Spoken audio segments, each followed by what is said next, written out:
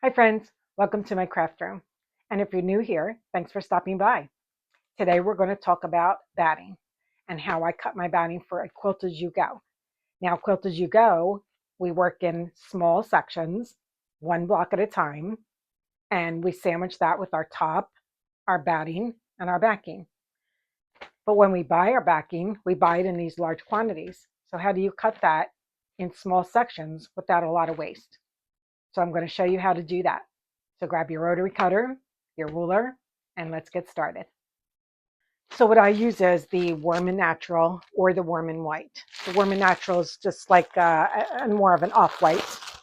And I buy it in like queen size, king size, something like that. I really don't have the room to buy big rolls of it right now. So I just buy the smaller ones. Now, if you're a traditional quilter, of course, you would just get the size that you had that you're making your quilt top with and lay it out and then, sandwich that together. But since we do Quilt As You Go, you're working with smaller pieces. So how do you cut this big thing up, for your individual pieces? I'm going to show you how. So I take it out, and first thing I do is I want to roll it out a little bit to see how this is folded up. And let me move this out of the way.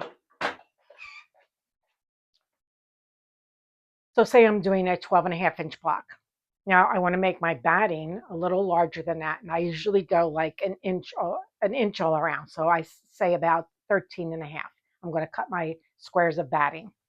So I want to try to cut this up strategically without, too much waste. So what I'm going to do is I'm going to find out how this is folded. So it's folded in half right now. And the other thing is cutting too many layers at once too can be an issue too also. So what I'm going to do is I'm going to lay this out best as I can, and if it falls on the floor, so be it. And then I'm going to fold it in half long ways. Again, sort of just like when you're folding your fabric. So I'm just going to fold this top piece, and then the rest should flow. There we go. So now it's folded long ways.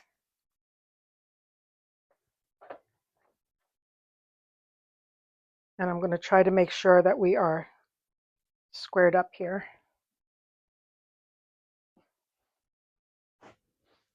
Now, if you have a wide enough table, this is like a countertop that I have. And I just put it on top of two IKEA, forget what they're called. They're the cubes, the IKEA cubes. And if you have a long enough roller, which I do, I have a 6 by 24, which should cover this whole thing. So what I'm going to do is I'm going to move this down, and I'm going to line it up with my mat the best I can because it looks like we have a nice square edge right here. So I'm going to line this up with one of my lines on my mat. And basically, you're going to cut this really like I do when I cut fabric.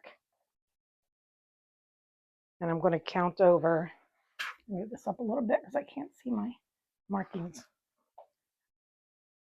And I'm going to count over, messed that up. Okay. I'm going to count over 13.5.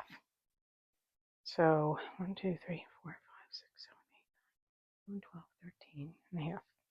So it comes to right about here. I'm going to line my ruler up with that marking, top and bottom. The other thing you can do is if you have like a large ruler, I have like a 15 inch ruler. I could easily just put this on the 13.5, line that up with that edge. And again, I cut this generous. So if you're a little off, it really doesn't matter because you do have some wiggle room here. And then I'll just get this ruler and line it up with that one. And you could either take this one out or just leave this on top.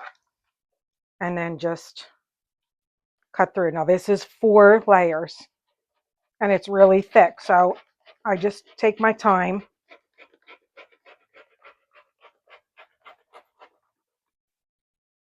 And let's see if that cut through. And it did. So that gives me 4 layers. And this is about 23 long. So, and then it's folded in half 4 times, or 4 layers of that. So then the rest of this, I'm just going to sort of move out of the way for right now. And I'm going to deal with this piece. So I'm going to open this up. And you could now cut this individually, like lay it all out and just cut one at a time. Or you can just cut it 2, or you can just take the 4 and see what you can get out of that. But sometimes when you have that fold here, you can't really get a decent square out of it. So let me see what this gives me actually. So if I do 13.5, that would leave me 6, 7, 8, 9. It would leave me 9. I could open that up, but what I'm going to do is I'm just going to do 2 right now. See what I get out of that.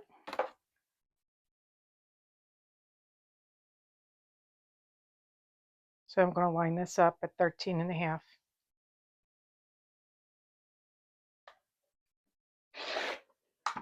So that's 2. Move this down.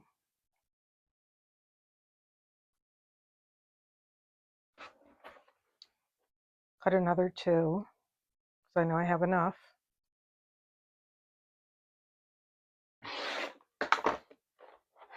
That's 4. And then I'm going to lay this out to see what I can get.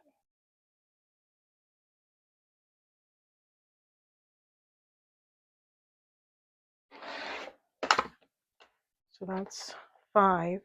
Oops. Now, if it doesn't go through, try not to pull that because you're just going to stretch it.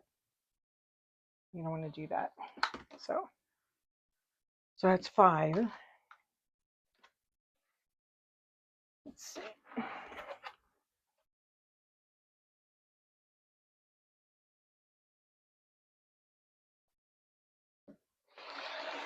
6. Let's see, I'm right on that crease there. So if I would have cut that 2 times, it probably wouldn't have given me a full square. And then I have this left. So this comes to like 11.5 by 13.5. So this I'll save for another project if I do a smaller block. So now I have 5 blocks or 6 blocks. So I got 6 blocks out of that. And I'm just going to stack these up. And now depending on how many blocks you do, you can just start cutting all of your batting. If that's enough, let's just say you're just making a little wall hanging. I'm going to leave this in this position and I'm just going to fold this up.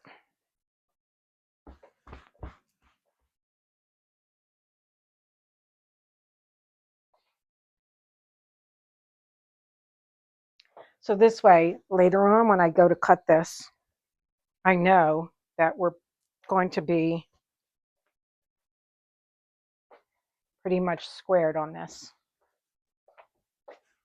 And all I have to do is just unfold this. So that's pretty much how I do my batting for my blocks.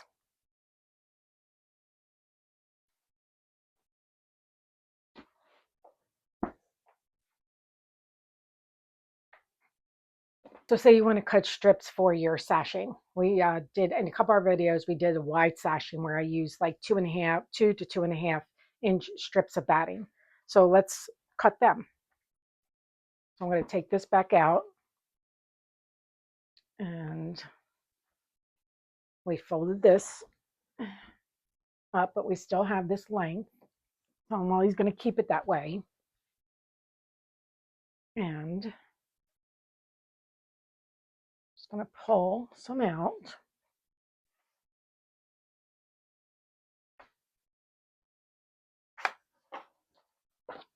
Maybe line it up with one of my lines.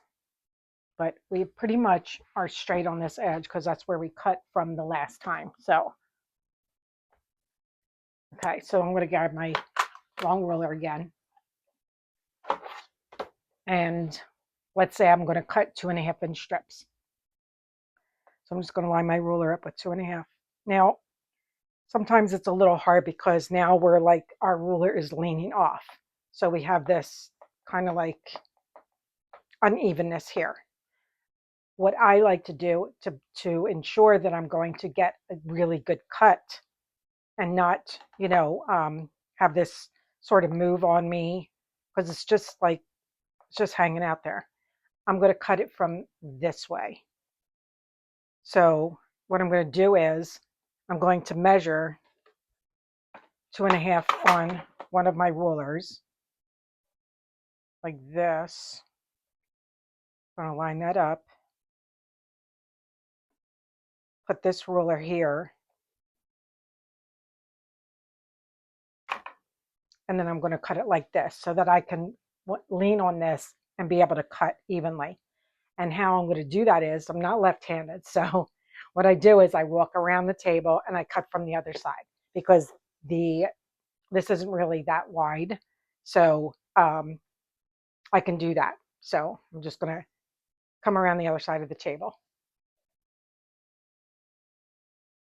So now it's a lot easier because now I can really hold this down. And then again, this is 4 layers. So I'm just going to take my time.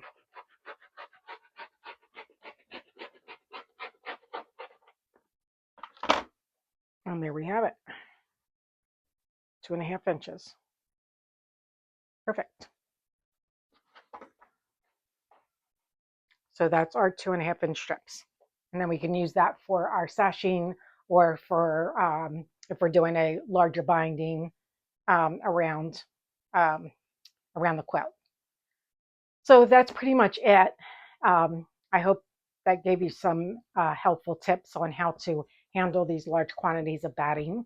And if you liked this information or found it useful, I hope you give it a thumbs up, and I hope you subscribe and hit that bell for that notification bell so you'll know when my next video comes out. And as always, happy sewing and sew something happy.